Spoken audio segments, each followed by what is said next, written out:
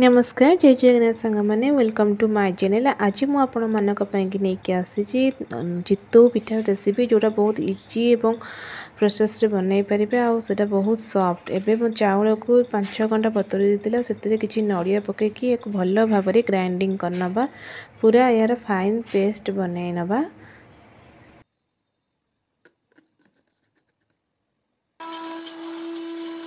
एबे देखंतु मु बाटी नहीं चाउल आ नड़िया को आपन चाहिए कोरा नड़िया नहीं पारे। ये किसी मु लुण ऐड कर देछि स्वाद अनुसार आ अल्प किसी चीनी पाउडर जो चीनी पाउडर आसे चीनी पाउडर को पकाई नेबे जहाँद्ୱାରା मीठा टिके जब आप खाया भल पाती तो ये पकईदे टेस्ट बहुत बढ़िया आसो।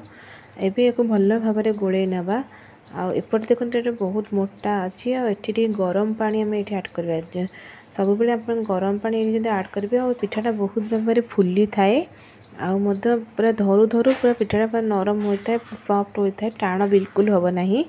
देखते ये बहुत भल भाव मुझे गोले नौची यापर मुझे कड़े गरम कर कि घी देती आपड़ फास्ट पिठाटा ही उठी न था तो से मुझे घी देकी फास्ट पिठा बनाऊँगी एमती घोड़े देके ओदा कपड़ा घोड़ाई ने जोटा कि आम साधारणतः एमती ही चितौ पिठाटा बन थाए। आपर मुझे देखी जो आसे छुंक दबा जो आसे पैन को छोट तड़का पैन से बनाई। एबे देखंतु मो चितौ पिठाटा हो गलानी एबे एटा बहुत जो ताती मुझे धीरे धीरे ये करी एटा कर तातिया टिके दरकार। देखंतु एटा केते सुंदर भाव में मोर फुली जाइए या मु धीरे किना काढ़ी नेबी आईटा हूँ चितौ पिठा मोर होगा। देखो बहुत भल भाव यहाँ कड़ाई तड़का पैन से मुझे आटा को बनइबे आपण गैस फ्लेम को हाई रे रखिए बेसी लो करें। एवं देखु तो साधारण थालियाटे घोड़े देले हो देखो यहाँ केते सुंदर भाव में पूरा नरम आ पूरा फुलिकी बनी।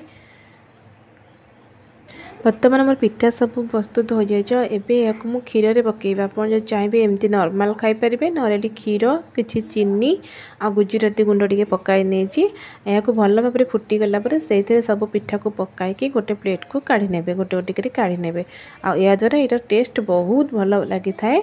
आबे मो ठाकुर पूजा हम देख दिखाँ पिठा केते सॉफ्ट आ धरू धरू पूरा यहाँ छिंडी पड़ुची जो कहती से भाया।